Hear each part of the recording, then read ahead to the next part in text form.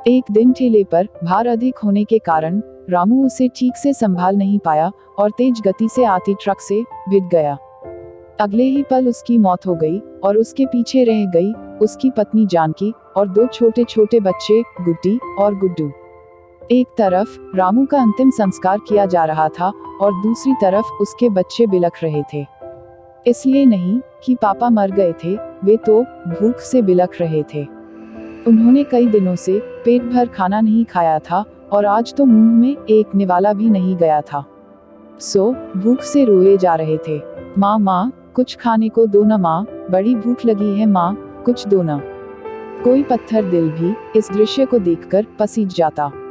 पड़ोसियों को भी दया आ गई, अगल बगल से खाना आ गया। बड़े दिनों बाद आज गुड्डी और गुड्डू पेट भर के खाना खा रहे थे।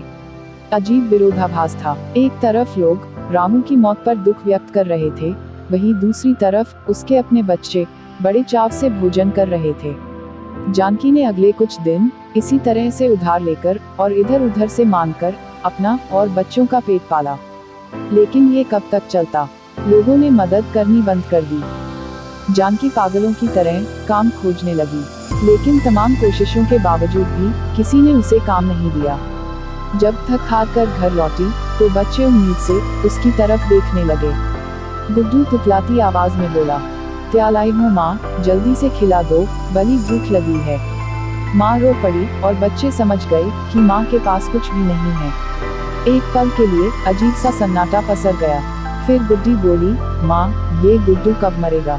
पागल हो गई है, ऐसा क्यों बोल रही है? माँ ने डांटते हुए बोला, माँ जब पापा मरे थे तो उस दिन हम लोगों को पेट भर खाना मिला था। गुड्डू मरेगा तो फिर खाना आएगा ना।